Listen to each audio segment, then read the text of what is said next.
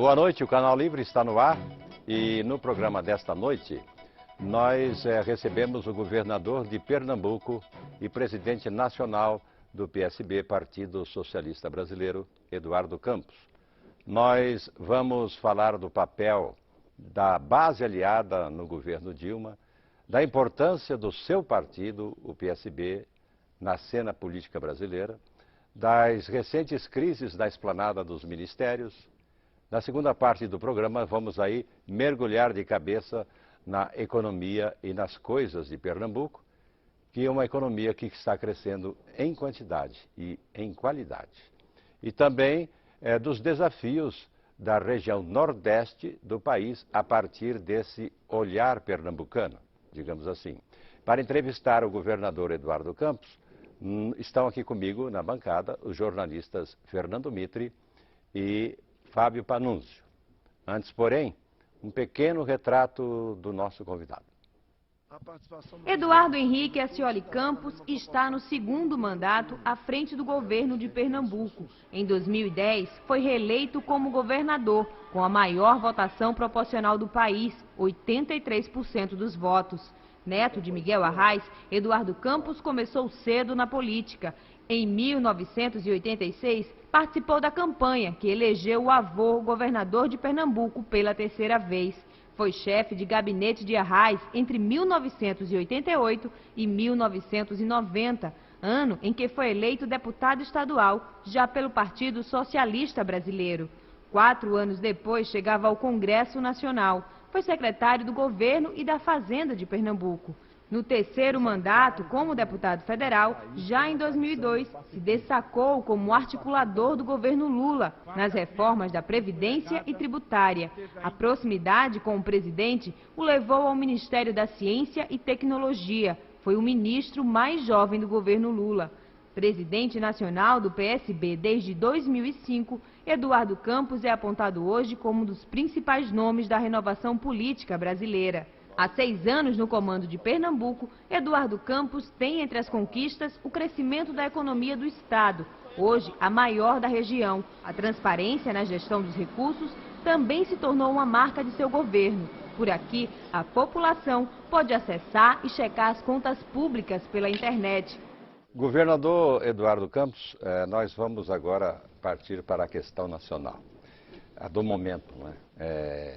Como comandante do PSB, que é um partido da base aliada, mas partido com luz própria, descolado de qualquer outra sigla da própria base aliada, como o senhor avalia essa erupção da crise, digamos assim, na esplanada dos ministérios e o desempenho do governo Dilma na resolução dessa crise, que aliás é de fundo mais moral do que político?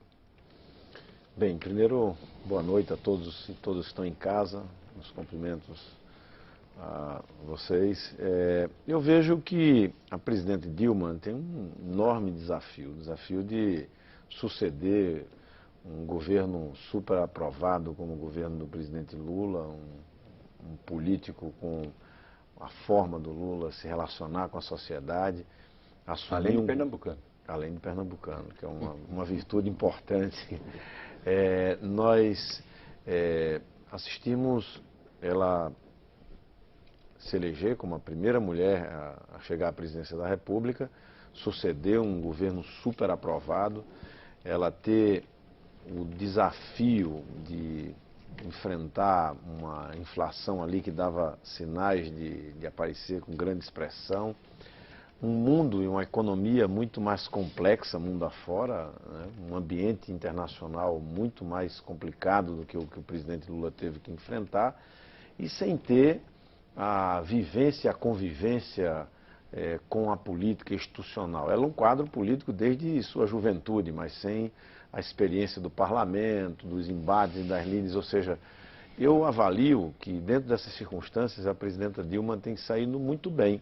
Ela tem sido muito firme nas posições, nos valores que entendemos são valores que foram reclamados pela sociedade brasileira desde as eleições, haja vista inclusive a expressão dos votos que a Marina teve nos centros urbanos ali na eleição, que eram claramente um sinal, era um aviso né, que entendo que a presidenta Dilma percebeu, foi ao segundo turno e cravou com muita clareza ao longo desses 7 meses esse posicionamento. Então ela tem sido firme nessas posições que tem agradado a opinião pública brasileira. Governador, mas a crise está feia, né? Ela atinge dimensões incríveis. Em 8 meses de governo, 3 ministros já caíram, né? 2 por razões morais, né? O outro por questões de indisciplina. A base da presidente, a base parlamentar da presidente é muito complexa, não é confiável, não é? Já tem setores da base demonstrando que podem se rebelar contra o governo e ela precisa continuar essa faxina. Como é que o senhor entende esse exato momento, esse ponto aí? Ela tem que continuar e, ao mesmo tempo, a base está reagindo e já está ficando muito brava. Na verdade, eu acho que crise seria se a presidenta tivesse mudando o seu discurso e seus valores e não estivesse tomando as providências que ela tem que tomar. No caso de ter alguma denúncia, algum fato que precisa ser apurado, pessoas que precisam ser afastadas, eu acho que, nesse caso, ela não é uma crise, né? É uma afirmação de valores. E é uma afirmação que pode criar uma crise na relação com a base. Que pode criar uma crise. Já tem lideranças da base dizendo que pode não votar em matérias de interesse do governo. Mas há crises que são oportunidades. Claro. Né? Eu acho que o grande desafio aí é como ela coordenar a base para tocar o governo, o que interessa ao governo tocar, o enfrentamento à miséria, a melhoria da educação, a formação de jovens quadros nas nossas universidades para enfrentar o crescimento do Brasil, colocar a educação na ordem do dia, garantir o financiamento da infraestrutura, são os desafios que estão na ordem do dia, conter a inflação, ver como é que o Brasil passa por essa crise internacional sem tantos sobressaltos, tudo isso é o principal. Aqui do lado tem essas questões de ordem técnica, da gestão, de ordem muitas vezes ética, política, ela tem que enfrentar, sem perder o foco. Os órgãos de controle estão aí funcionando no Brasil graças à democracia. Quem foi que deu força ao Ministério Público? Quem foi que deu força ao Tribunal de Contas? Quem deu força à atuação da Polícia Federal? Foi o Brasil viver uma democracia. Nós ajudamos a construir isso. Os órgãos de controle, inclusive interno, como a CGU, cuidem de quem está fazendo algo errado e vamos cuidar de fazer o certo pelo Brasil. Governador, agora, isso aqui o mito se refere, quer dizer que é uma reação política a um problema moral, pode realmente trazer problemas na organização da base. Eu queria saber se o senhor percebe nas atitudes de Dilma algo diferente da praxe do governo Lula, porque ela demitiu o principal ministro do governo, que era o ministro Palocci, demitiu toda a cúpula dos transportes. E agora tem esse episódio lá no turismo e no Ministério da Agricultura que envolve um grande aliado, que é o PMDB. O PMDB já tinha dito há umas 2 semanas, mais ou menos, que com ele a história é outra. Será que é mesmo? Quer dizer, uma questão moral no Brasil pode virar uma intrincada questão política a ponto de ameaçar a governabilidade de um país? Sinceramente, eu não sou daqueles que alimentam essas diferenças entre a presidenta Dilma e o presidente Lula. A presidenta Dilma tem um estilo, uma formação diferente do presidente Lula. E é bom que a gente saiba que eles são diferentes na caminhada, na forma, muitas vezes, de lidar com determinados assuntos, mas eles são comprometidos com o mesmo projeto político. Ninguém nesse país vai ver a presidenta Dilma separada do presidente Lula. Tenho clareza disso, da lealdade e da correção da presidenta Dilma. Aliás, essa semana os dois se reuniram e parece que o ex-presidente Lula deu conselhos intensos e significativos para ela, como tratar da base e principalmente como tomar cuidado com o PMDB. Né? Com certeza, alguém que tem a caminhada do presidente Lula, 8 anos como presidente da República, é importante que seja ouvido. Eu vejo muitas vezes o PSDB, quando vive uma crise, ir à casa do Fernando Henrique. É importante ouvir que o PSDB ouça o presidente Fernando Henrique, como é importante que o nosso campo político ouça o presidente Lula. A presidenta Dilma tem a condução do processo. ela tem senso de responsabilidade e de autoridade. Agora, eu acho que ela não vai transigir, como nós não vamos transigir, seja de qual partido for, tem que cumprir a lei. Esses valores estão sendo reclamados pela juventude brasileira, pelo empresariado brasileiro, pelos autônomos brasileiros, pela nova classe média, que nós queremos ver a política sendo feita com decência. Só interessa melar a política aqueles que querem o conservadorismo. A política é o único caminho. Quando a gente limpa a política e aproxima o povo da política, tem mudança que a sociedade ganha. Quando nós aproximamos o povo da política, nós construímos a democracia.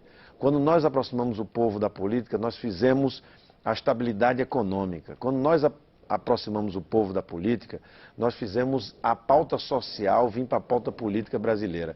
E agora eu acho que a presidenta Dilma vai dar a sua contribuição, vai construir a nova agenda, a agenda do futuro do Brasil. E no futuro no Brasil, a gente não vai ver no futuro no Brasil a vida pública com ficha suja, a vida pública transigindo com corrupção, com patrimonialismo, com coronéis se apropriando com o que é do povo. Então ela vai dar ao seu modo a contribuição. Governador, o senhor tem sido muito crítico desse modo de fazer política em Brasília, né? A respeito, por exemplo, da relação do governo com a sua base, com a formação de governo. O senhor acha que deveria ser diferente?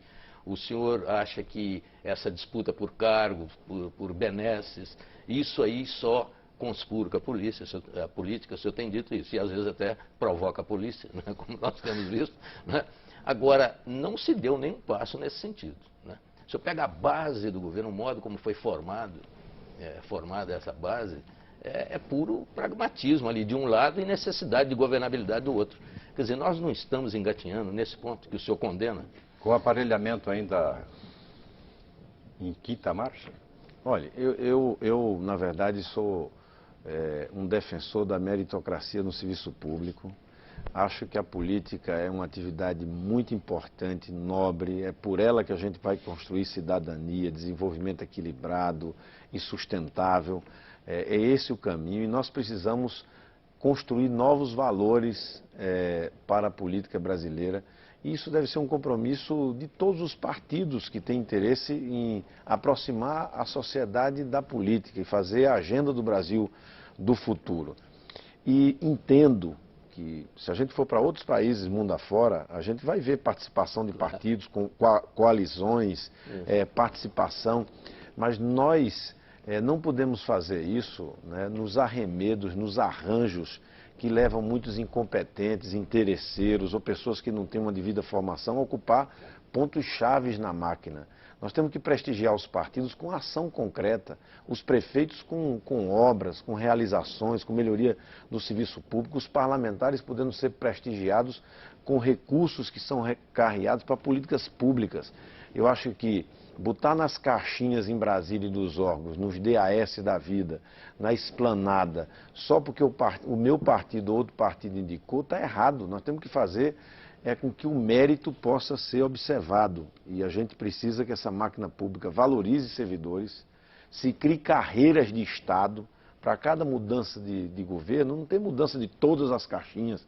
É impossível isso, não é assim na França, não é assim na Inglaterra, não é assim nos Estados Unidos, né? Em qualquer empresa. Agora, isso leva um tempo, Mitri. Isso não é uma coisa que se faça por decreto, isso se faz com acúmulo, né? com democracia, com anos de liberdade, com a imprensa chamando a atenção, como vocês estão chamando aqui a atenção, para que se ganhe essa consciência. Mas eu queria saber do senhor, que é um homem que está habituado ao poder, como é isso na prática, né? Porque parece que há no Brasil uma cultura do pragmatismo, mas não é uma cultura de corrupção. É natural que um líder político vá para a televisão e diga assim, se o meu partido não for contemplado com tal coisa, objetivamente, ele vai votar contra tal projeto. Quer dizer, existe uma desvinculação clara entre interesse patriótico ou ideológico ou qualquer outra coisa e a necessidade eventual de qualquer demanda conjuntural dos partidos. Tem que quebrar essa cultura, mas como é que faz isso na prática? Na prática, nós fazemos isso, na verdade, acumulando democracia, fazendo com que, por exemplo, experiências como as experiências municipais, as experiências nos governos, que estão renovando essa prática política começam a surtir efeito. Tem vários estados e vários municípios e áreas do próprio governo federal onde você já começa a ver, cito, por exemplo, uma área como a de ciência e tecnologia.